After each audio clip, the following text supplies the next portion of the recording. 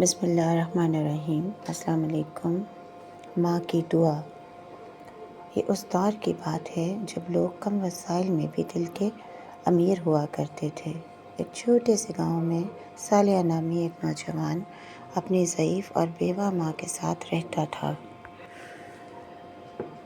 باپ کا سایہ بچپن میں ہی اٹھ چکا تھا، مگر ماں نے صبر، شکر اور دین کی روشنی میں اپنے بیٹے کی ایسی تربیت کی کہ صالحہ کی پہچان ہی اس کی نیت بن گئی۔ وہ ہمیشہ کہتا تھا، انسان کو اللہ اس کی نیت کے مطابق دیتا ہے۔ ہاتھ خالی ہوں تو کیا ہوا، دل صاف ہونا چاہیے۔ ان کا گھر مٹی کا تھا، چراغ کبھی جلتا اور کبھی بجھ جاتا، مگر ماں کی زبان پر کبھی شکوہ نہ آتا۔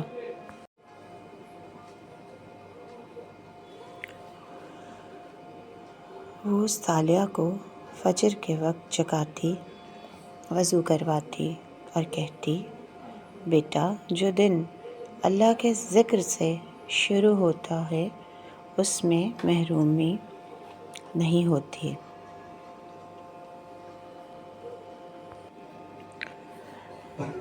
وقت گزرتا گیا، گاؤں کے حالات مزید خراب ہو گئے۔ نوجوان روزگار کے لیے دوسرے شہروں کو جانے لگے۔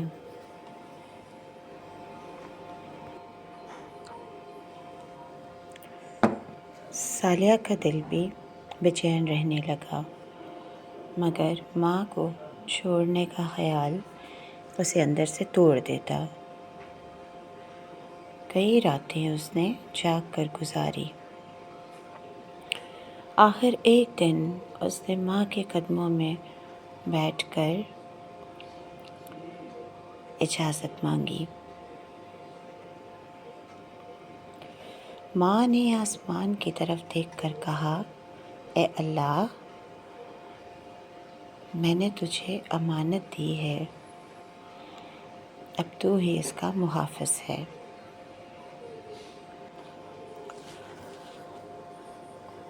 یہ ماں کی دعا ہی تھی جو صالحہ کے سفر کی اصل ذات راہ بنی۔ صالحہ قافلے کے ساتھ جانا چاہتا تھا، مگر تقدیر نے اسے اکیلا کر دیا۔ صحرا کی خاموشی، جلتا سورج اور خالی راستے،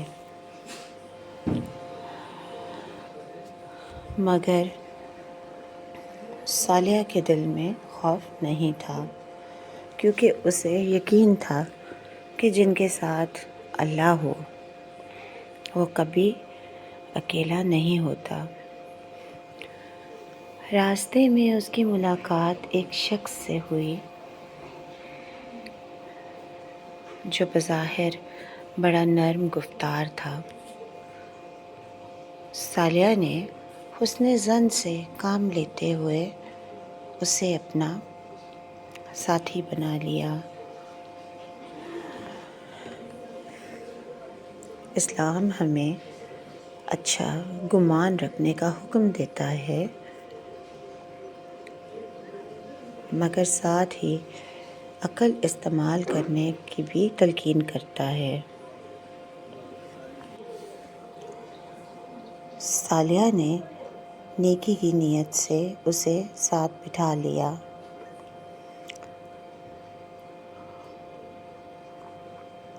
مگر اسے معلوم نہ تھا ہر مسکراتا چہرہ مخلص نہیں ہوتا۔ کنویں پر اس شخص نے دھوکہ دیا اور صالحہ کو گہرے اندھیرے میں چھوڑ کر چلا گیا۔ اس لمحے صالحہ کو دنیا کی بے وفائی کا احساس ہوا، مگر اس کے لبوں پر شکوہ نہ آیا۔ اس نے کہا، اے اللہ، اگر یہ آزمائش ہے تو مجھے صبر عطا فرما، اور اگر یہ سزا ہے تو مجھے معاف فرما۔ یہ وہ لمحہ تھا جب صالحہ کا تعلق اللہ پاک سے اور مضبوط ہو گیا۔ اسلام ہمیں سکھاتا ہے کہ مصیبت میں گھبراہٹ نہیں بلکہ دعا مومن کا ہتھیار ہے۔ اسی کنویں میں اللہ نے صالحہ کو وہ علم عطا کیا جو بڑے بڑے حکیموں کو نہ ملا۔ جادوگرنیوں کی باتیں سن کر صالحہ نے یہ سمجھ لیا کہ اللہ جسے چاہے اندھیرے میں بھی روشنی دکھا دیتا ہے۔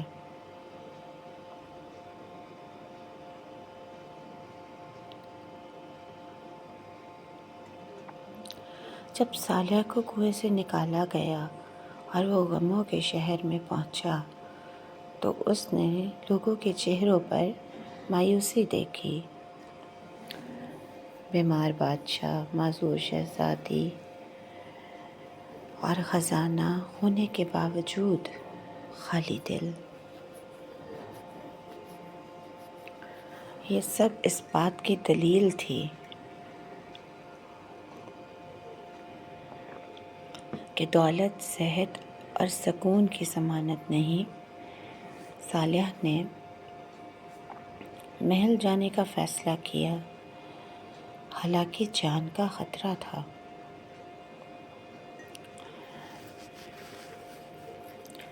مگر اس نے سوچا اگر میں خاموش رہا تو یہ علم مجھ پر حجت بن جائے گا۔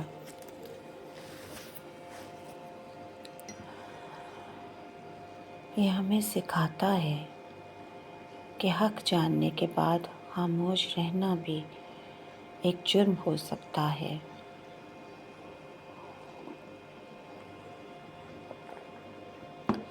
اللہ نے صالحہ کے ہاتھ میں شفا رکھ دی۔ بادشاہ اور شہزادی کا علاج کامیاب ہوا۔ پورا شہر خوشی سے جھوم اٹھا، مگر صالحہ کا دل دولت کی طرف مائل نہ ہوا۔